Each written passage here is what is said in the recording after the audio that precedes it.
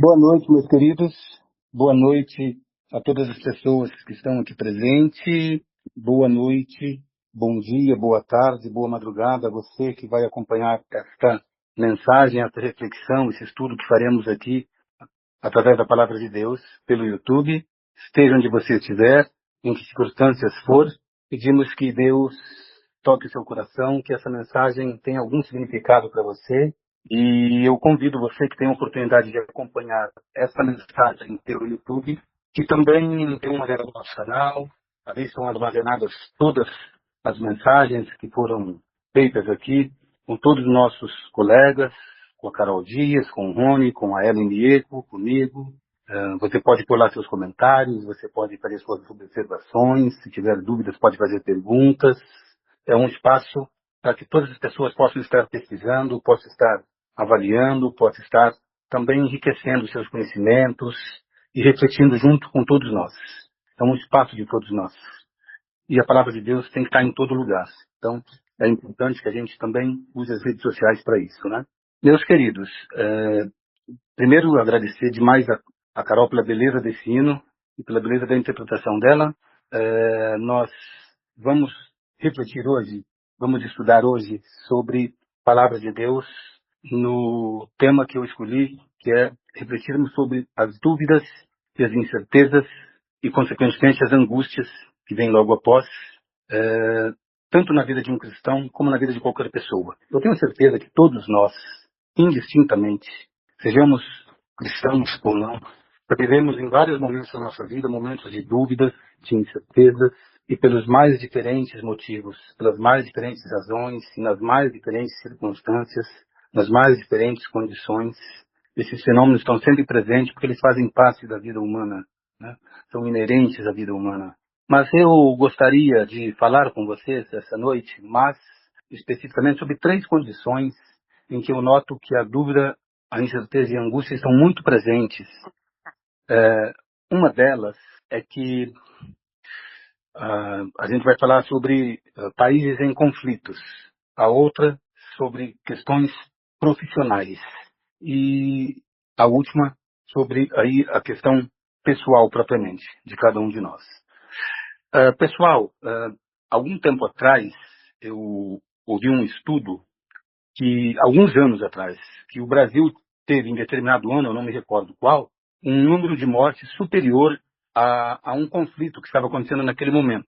Então isso nos leva a refletir, porque é muito comum a gente ouvir as pessoas dizerem, né, o Brasil é um país abençoado, porque não tem guerras, porque não tem fenômenos naturais, não sofre com vulcões, com furacões, com...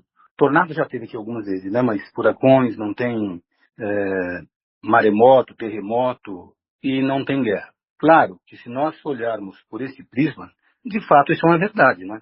É uma bênção você estar livre desses problemas. Mas nós vivemos outros flagelos, outras mazelas sociais que atingem a nossa sociedade, que atingem em cheio, especialmente as classes minoritárias, que são sempre aquelas que mais sofrem em qualquer condição, né? Porque têm menos recursos. Mas eu queria propor que a gente pensasse um pouquinho, porque eu sempre busco fazer, queridos, com que a gente possa refletir sobre condições que a gente não conhece ou que não faz parte do nosso dia aqui diário. Por exemplo, uma questão de guerra. Imaginem vocês como também está sendo a vida dos moradores do Irã, sofrendo o ataque dos Estados Unidos e de Israel. O bombardeio você não sabe que hora que ele vem, porque a ideia do bombardeio é que ele realmente venha, o ataque ele venha de surpresa, para surpreender o inimigo, para surpreender o adversário, né? Então você pode estar num mercado e ter um bombardeio, você pode estar na escola e ter um bombardeio, você pode estar no hospital e ter um bombardeio. Imagine como é a vida das pessoas que moram na Palestina, né? Que passaram 2 anos aí sendo atormentadas dia e noite por ataques incessantes de Israel, com bombas, inclusive em hospitais, inclusive em escolas, com crianças. Imagine a questão, a vida na Ucrânia, por exemplo. Quando a guerra da Ucrânia explodiu, logo ali no comecinho, os jornais de notícia aqui no Brasil mostravam a exaustão, a fuga em massa de moradores da Ucrânia, fazendo filas, né? Percorrendo longas distâncias a pé, quilômetros e quilômetros a pé para chegar à fronteira com outros países. Pessoas que passaram dias e dias andando ali e comendo o que era possível comer, né? Achando no caminho que era possível ter. E indo para buscando um outro país, os países da fronteira. Imagine, pessoal, que essas pessoas estavam lutando pela vida delas. Elas não estavam nem lutando naquele momento por melhores condições, porque elas nem sequer podiam saber quais seriam as condições dela em outro país. Elas foram forçadas, de repente, do dia para a noite, a buscar um segurança em outro país, porque o país delas foi invadido pela Rússia. Então era uma luta puramente pela vida. Elas provavelmente chegariam em outro país, tendo de fazer serviços subalternos, serviços ah, que a gente chama de terceira classe, serviços comuns, para sobreviverem. Até que elas conseguissem se achar, se identificar. Você está indo para um outro país, que é uma outra língua, muitas vezes é uma outra cultura, outras religiões, outros hábitos, e você não tem como saber o que te espera lá, não sabe nem se será bem recebido, porque você está chegando lá, você vai competir no mercado de trabalho com o morador que está lá. Então imagine a aflição. E nesse caso, eu acho que não é nem caso de dúvida e incerteza, é caso de angústia mesmo, né, de desespero. É, eu li um livro chamado A Queda. Esse livro foi transformado em filme e ele, inclusive, ganhou alguns prêmios internacionais no cinema. Só que o filme fala bastante da vida do Hitler, né, que era o líder da Alemanha na Segunda Guerra Mundial. O livro que eu li e gosto mais, ele é mais completo porque ele mostra a vida do povo alemão no final da guerra, no último ano da guerra. Nós costumamos sempre ver os noticiários da Segunda Guerra Mundial, documentários, mostrando campos de concentração, mostrando a invasão da Alemanha a outros países. Por quê, pessoal? A guerra, ela é contada, a história da guerra é contada pelos vencedores. Os vencedores são sempre os bonzinhos, são sempre os santinhos. Os perdedores são os malvados, os perdedores são os bandidos. Os perdedores são aqueles que causaram a guerra. Então você nunca vai ver se falar das mazelas criadas pelos vencedores, né?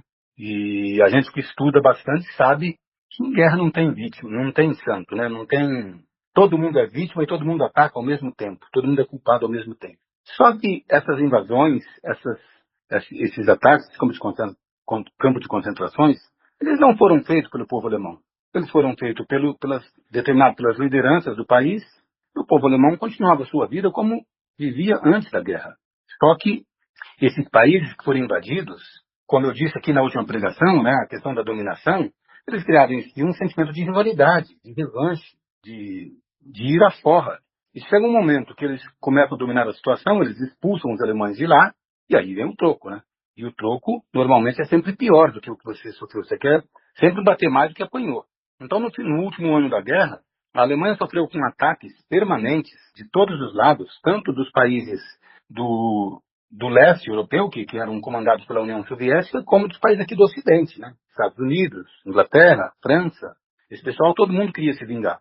E nesse livro ele conta como foi a vida dos alemães nesses últimos meses. E há um episódio no livro que é bastante forte, que conta a história de uma família que estava numa determinada manhã, terminando o seu café da manhã, e ao findar o café, o chefe da família, o pai, avisa que eles não se sujeitarão aos russos, que eles virariam escravos dos russos. Então ele dá veneno para todos os integrantes da família, inclusive para a esposa, e depois se mata com um tiro. Então, assim, a gente vê muito falar da Alemanha apenas como invasor e como o causador da guerra, né? Mas pouco se fala sobre o que aquele povo sofreu.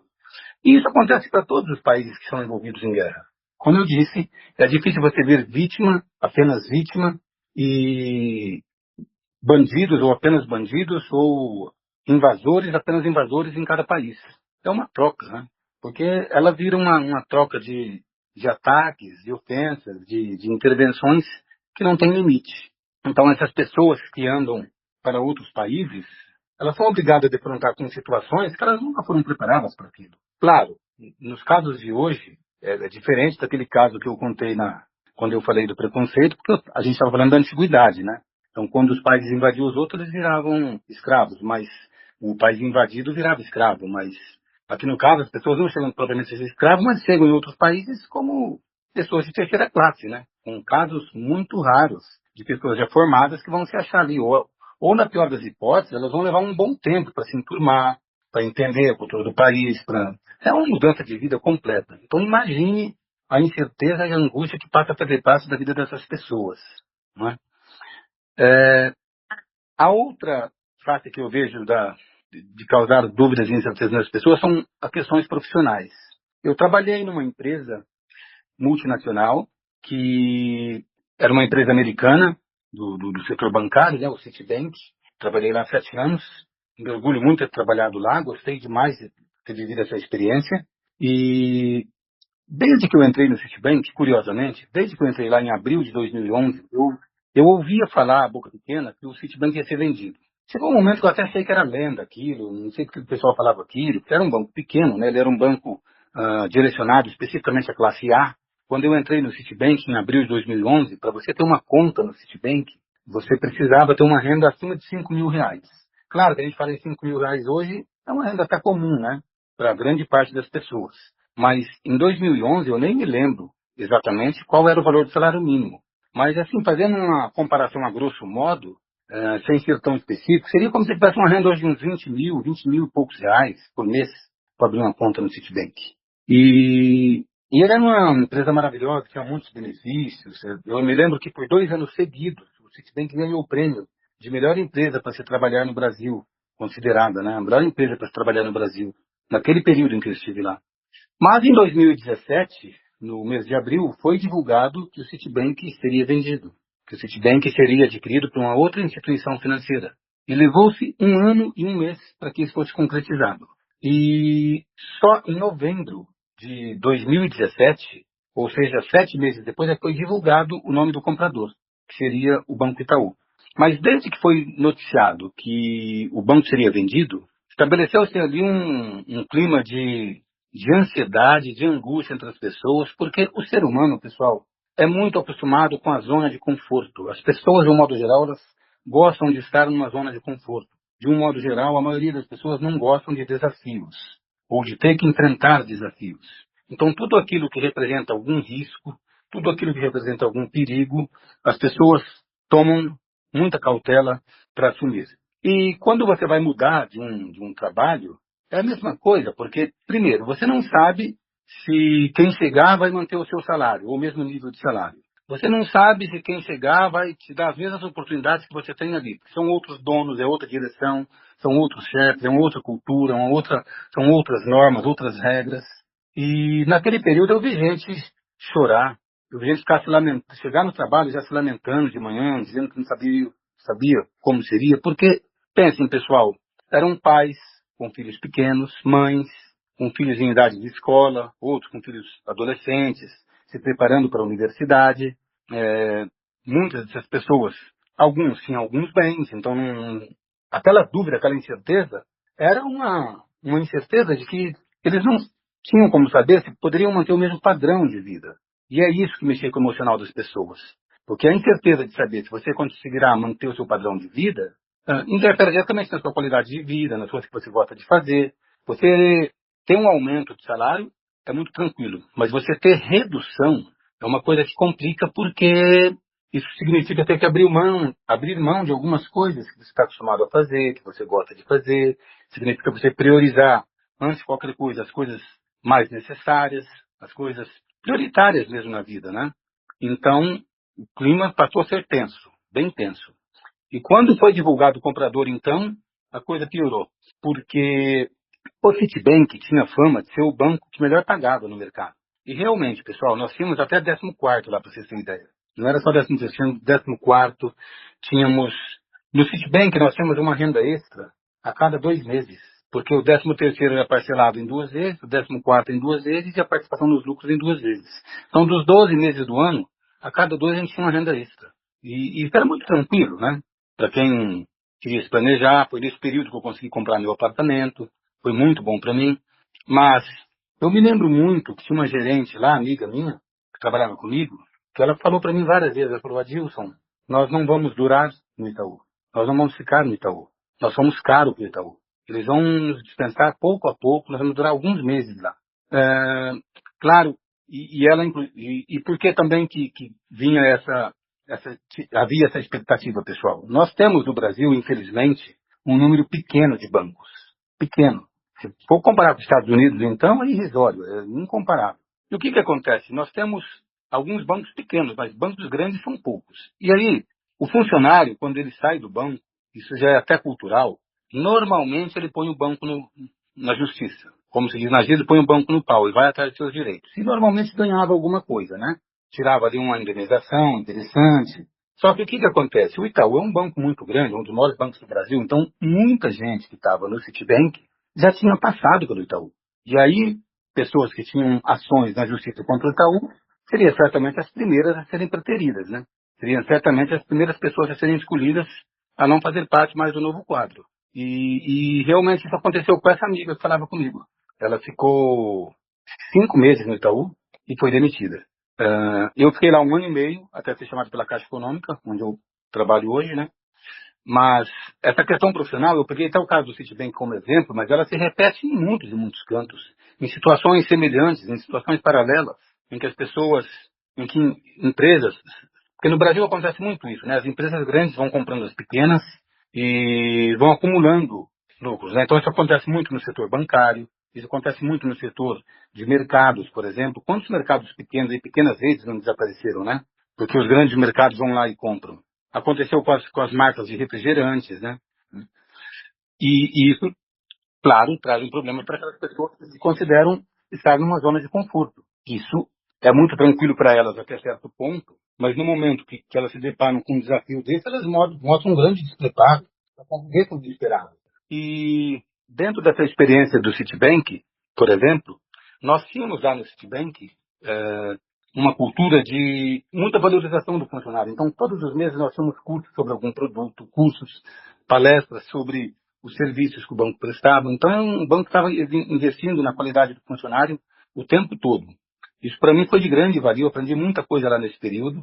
Mas assim, nós sabemos, e quem estuda um pouquinho de economia sabe, que as empresas elas não são permanentes, né? Esse processo de venda, de compra, é um processo permanente que a gente vê praticamente a todo momento no Brasil. Uma grande empresa comprando uma pequena, ou aglomerando mais de uma empresa pequena, formando grandes oligopólios, né? Grandes conglomerados que vão concentrando as vendas ali em poucos grupos, e esses grupos são basicamente os que dominam a economia, né?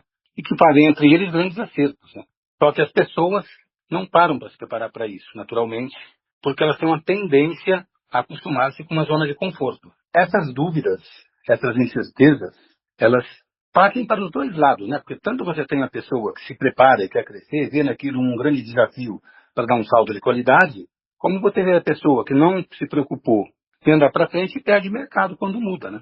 Eu conheço muitas pessoas, algumas pessoas daquele período, que tiveram pouca sequência em banco depois que saiu do Citibank. Ficaram alguns meses, não se adaptaram, por alguma razão ou por outra, e pararam.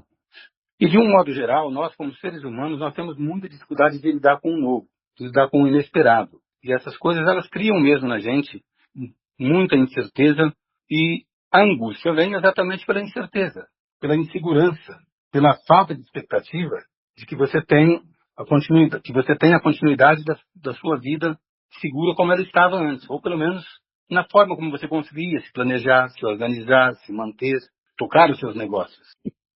Nós vamos ver pelos exemplos bíblicos que Deus nos apresenta uma resposta para as dúvidas, incertezas e angústias das mais diferentes formas, mas mostrando sempre a importância de um equilíbrio, a importância de você ter paz espiritual dentro de si, ter paz espiritual para buscar as coisas e ter, sobretudo, um direcionamento. E esse direcionamento, quando ele é baseado na palavra bíblica, quando ele é baseado em Jesus, você terá sempre um norte, terá sempre um caminho a procurar, uma solução a buscar, seja qual for a medida da sua dificuldade. Eu queria primeiro refletir com vocês, para a gente entrar aqui na palavra de Deus, que as pessoas que não são cristãs, as pessoas que não defendem a fé cristã, elas, ou, que não defendem não, mas aquelas pessoas que não fazem parte de uma família cristã, ou mesmo muitas delas que já fez parte em algum momento e por alguma razão se afastou, elas costumam pôr muito em xeque a atividade dos cristãos quando o cristão comete qualquer erro ou qualquer falha, né? Nós, como cristãos, somos muito vigiados, muito observados.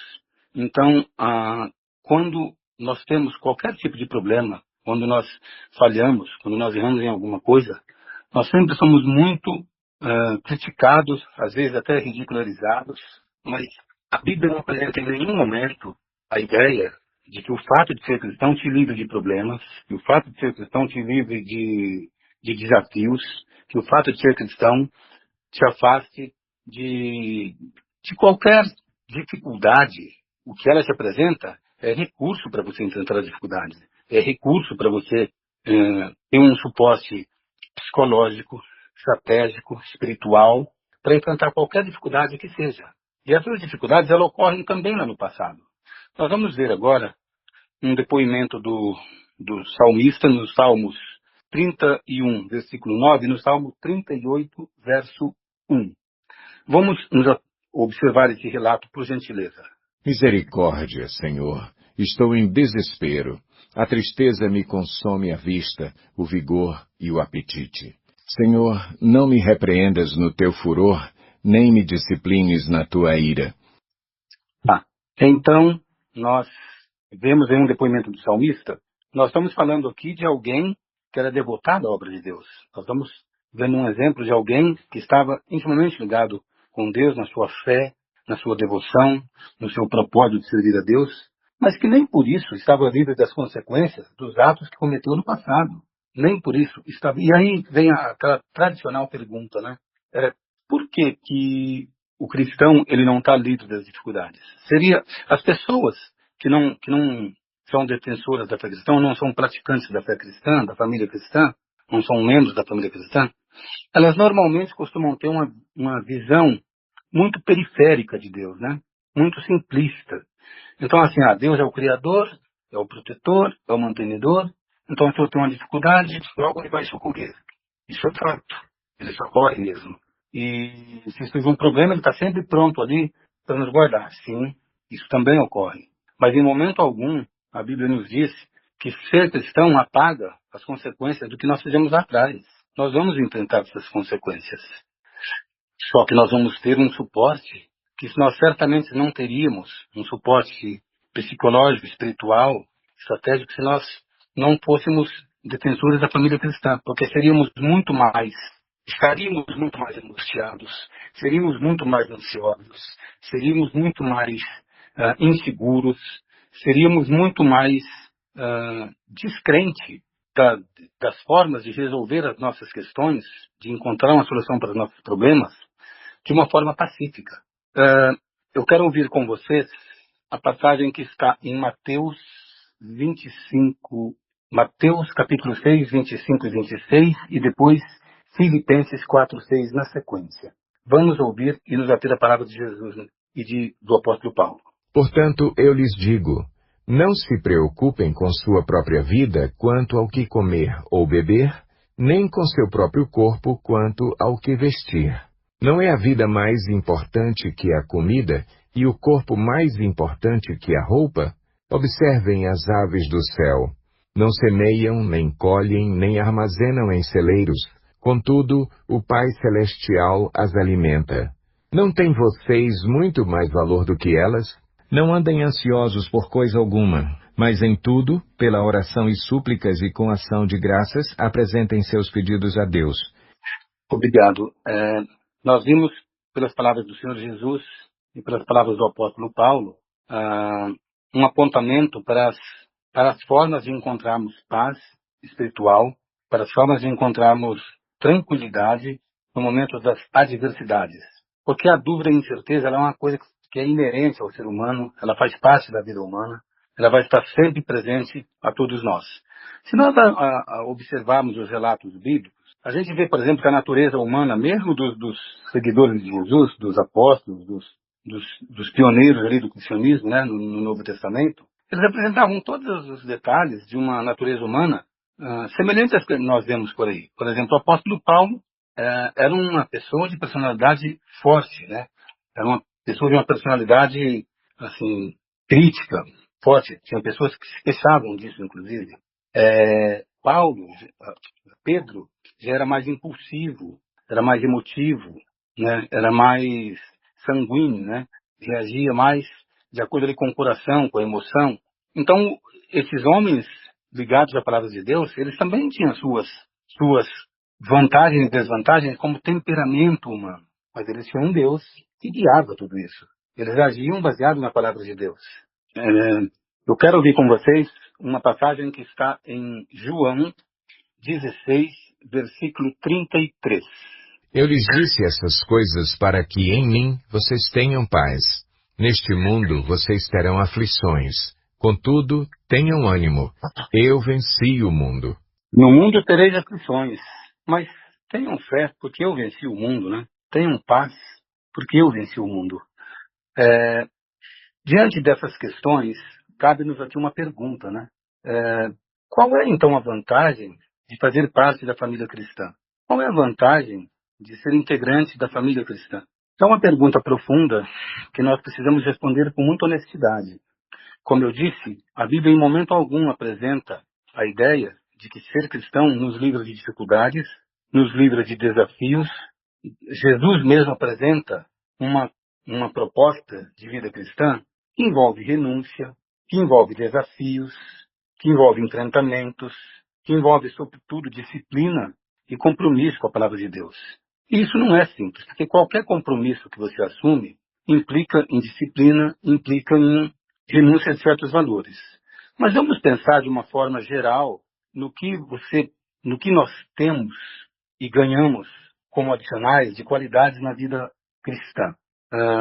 Primeiro, o fato de ser uma vida equilibrada, o fato de ser uma vida onde você busca a solução de suas questões sempre baseadas no diálogo, na possibilidade de ouvir sempre o outro lado, de ouvir outra pessoa, de respeitar o lado de quem fala com você, de quem negocia com você.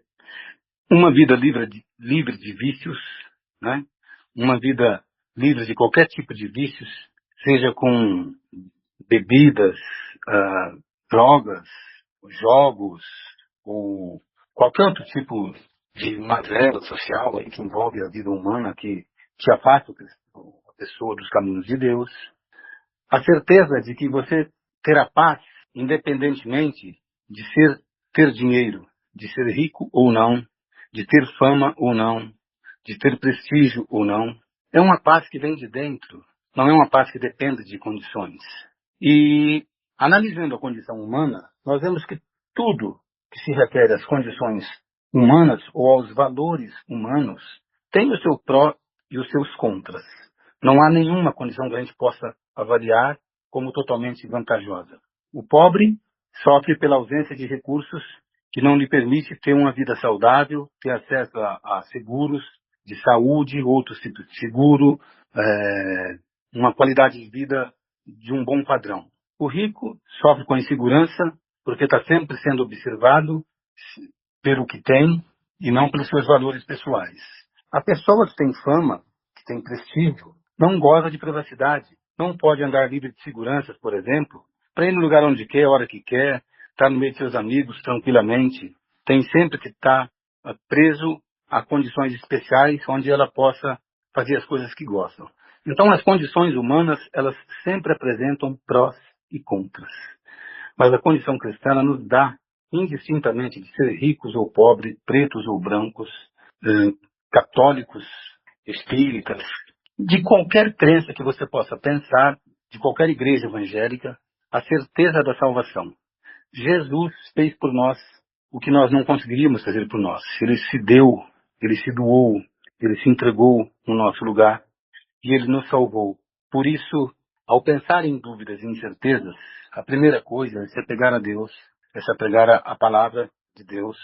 E podemos observar como que os nossos antepassados, como que os nossos orientadores viveram esses dramas. Eu falei há pouco que o apóstolo Paulo e Pedro apresentavam condições humanas e nem por isso não deixaram de ser seguidores da palavra de Deus e defensores em todas as circunstâncias, em todas as situações da palavra de Deus. Mas eu queria aqui me reportar a uma situação que nós já vimos há um tempo atrás, do apóstolo Paulo, que mostra como ele encarava uma aflição e como Deus apresentou para ele a proposta dessa aflição.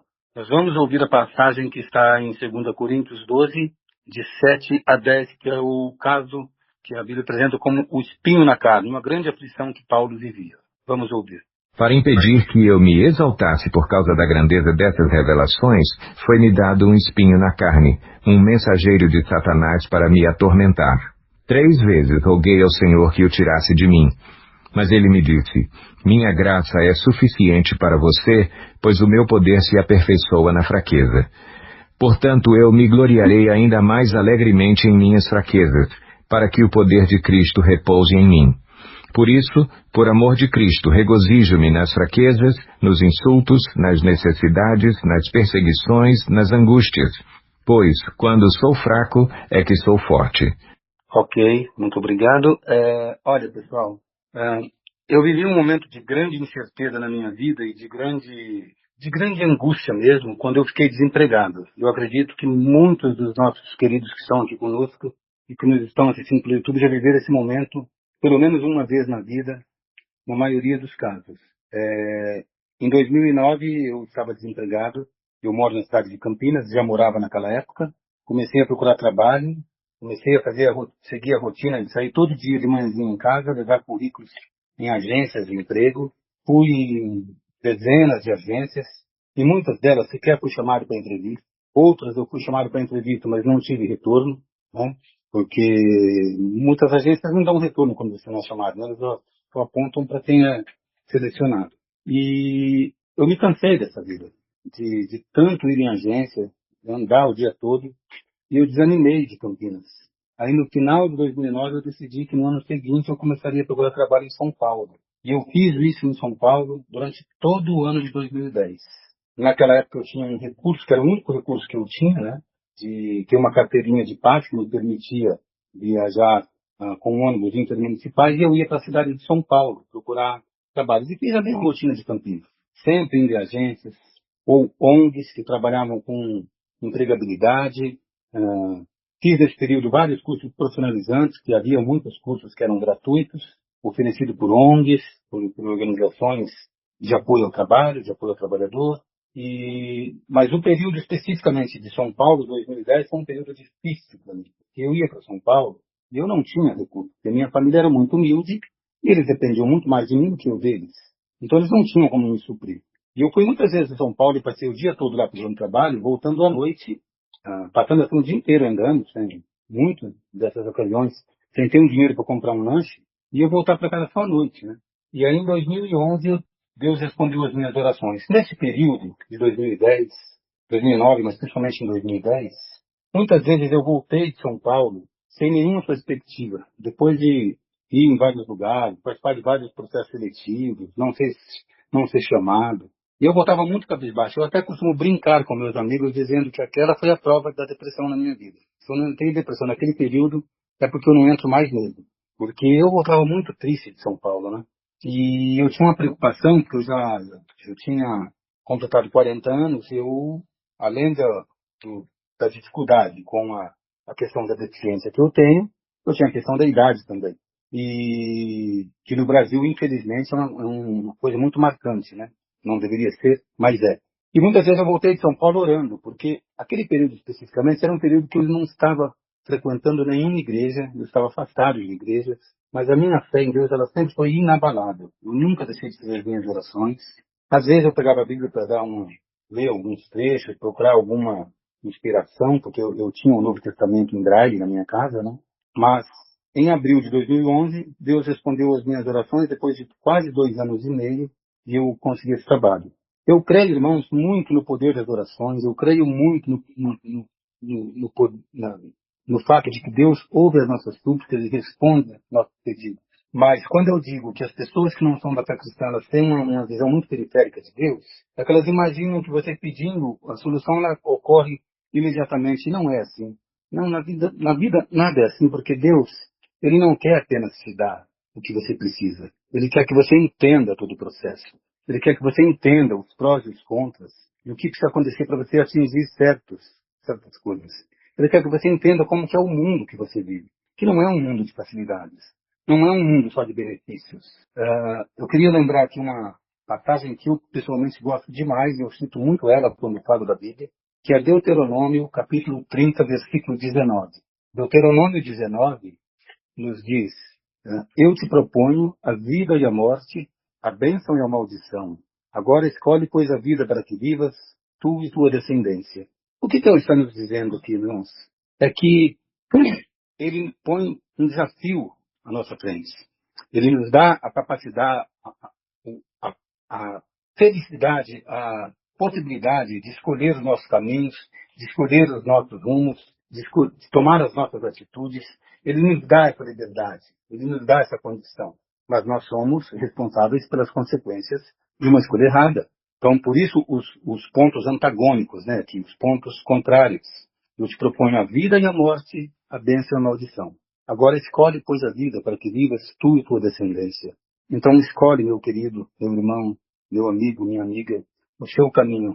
Escolha sempre o caminho que te leva a Deus, porque você certamente terá conhecimento para avaliar os lados das questões, sem agir puramente por impulso.